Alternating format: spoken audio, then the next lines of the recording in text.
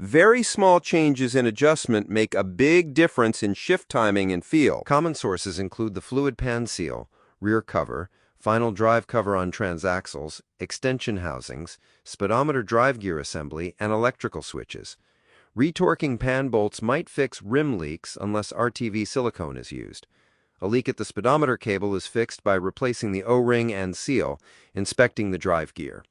A leak at the extension housing can be loose bolts or, more commonly, a worn extension housing bushing supporting the drive shaft's sliding yoke. If clearance is excessive, the bushing needs replacement. If the leak persists, check the transmission vent for blockage. The engine cooling system's health is also tied to the transmission, isn't it? Absolutely. Since the transmission cooler is often part of the radiator, anything affecting engine cooling impacts ATF cooling. Evidence of ATF overheating warrants careful inspection of the engine's cooling system. A common issue is ATF leaking into engine coolant, visible as an oily film in the overflow bottle, due to pressure differences. If neglected, it can become a two-way leak with coolant entering the transmission, making the ATF milky. Cooler lines need inspection for damage that reduces flow. Only appropriate steel tubing should be used for replacements, never copper or aluminum. The valve body seems like a miniature hydraulic circuit board. What's involved in inspecting and servicing it? It is. After disassembly, it needs thorough cleaning in fresh solvent, followed by careful inspection of all bores, valves, springs, and sleeves. Sticking valves can be freed by polishing using tools like an Arkansas stone or crocus cloth, never sandpaper, which removes metal and creates a rough surface. A common test is the drop test, where an unlubricated valve should fall freely in its bore by its own weight. If it doesn't, and polishing doesn't resolve it, the entire valve body might need replacement, especially if it's aluminum, due to tighter clearances and specialized manufacturing. Check the flatness of the valve body sealing surface with a straight edge and feeler gauge. And when reassembling the valve body, torque specifications are critical, I presume. Definitely. Correct torque prevents warpage and leaks. Over-torquing can distort the bores, preventing valves from moving freely. Technicians must always confirm the gasket is correct by checking for blocked fluid holes and then tighten fasteners to exact specifications. Let's move on to accumulators and servos. What's the inspection and repair process for these? Some are serviceable in the vehicle. Others require complete disassembly. Technicians should check manufacturer recommendations. For externally serviced units, inspect the cover for leakage signs, then remove and clean. Check the piston for cracks, burrs, or scores. Aluminum pistons need careful checking for cracks and guide pin bore wear. The bore must be free of severe scratches or localized wear. Repair sleeves and oversized pins are available for worn components. A side clearance of 0.003 to 0.005 inch is typically required. The electronic components are extensive. Where do you start when diagnosing issues with control modules, solenoids, or sensors? You start with the basics. Visual inspection for damaged wires, loose connections, or corrosion. Verify battery voltage is between 12 and 14.3 volts. Issues can stem from a blown fuse to a defective TPS or VSS. For high current circuits like solenoids, use the voltage drop method with the circuit powered. For low current sensor inputs, an ohm meter with a wiggle test can reveal intermittent connections. Ensure all ground straps are secure. Many problems are caused by simple electrical faults. The powertrain mounts might seem less directly related to transmission function, but they're important for diagnosing shifting and vibration problems, aren't they? They are often overlooked. Worn, loose, or broken engine and transmission mounts cause many shifting, vibration issues. Visual inspection for cracks and looseness is first. You can also apply the foot brake and increase engine speed to observe torque reaction. Excessive movement suggests faulty mounts. Hydraulic mounts can be internally torn without visible signs. Proper alignment during replacement, often needing special tools, is crucial. And finally, for in-vehicle work, fluid and filter replacement, what are the key considerations, especially with modern vehicles that don't have dipsticks?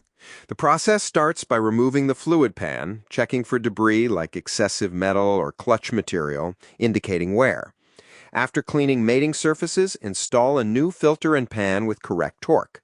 Fluid type is critical. Many manufacturers specify their own. For vehicles with dipsticks, check fluid level hot and running in park or neutral. For modern vehicles without dipsticks, service information is essential as procedures vary, often needing special tools or a scan tool. A simple pan drop and filter change won't replace all the fluid, especially in the torque converter. Newer flush machines address this, but don't replace the filter. Now, let's shift to off-vehicle transmission repair, starting with removal and installation. Are there significant differences between RWD and FWD vehicles? Yes, significant differences. RWD removal is generally simpler, one cross member and one drive shaft. FWD transmissions can be complex due to limited space, often requiring removal of large assemblies like the engine cradle or suspension components. Regardless of the drivetrain, a key step is ensuring the converter comes out with the transmission to prevent damage to the input shaft or fluid pump. Once the transmission is out, what specific components require close inspection before reinstallation? The torque converter flex or drive plate needs inspection for cracks, which can cause knocking, and for elongated mounting holes indicating loose bolts. The converter pilot and crankshaft pilot bore must be checked for wear, which causes vibration and necessitates converter replacement. It's also wise to measure the converter's seated depth before removal to ensure proper installation later. The pump drive hub and front pump seal area also need inspection for wear or scoring. And for installation, what's crucial for the torque converter? It must be fully seated into the transmission, ensuring the drive lugs properly engage the pump. If the converter isn't deep enough after installation, it's not correctly aligned. A test fit into the crankshaft pilot bore helps confirm adequate clearance for expansion and contraction during operation. The transmission fluid cooler can also cause problems, even after a transmission replacement, if not properly addressed. Yes, a faulty cooler can quickly damage a new transmission. Inspection for leaks, airflow obstructions, and bent fins is critical. More importantly, if internal components failed, debris gets trapped in the cooler. If this isn't flushed out thoroughly with an approved solvent, often via backflushing, it can enter and damage the new unit. Pressure drop and flow tests can identify a clogged cooler.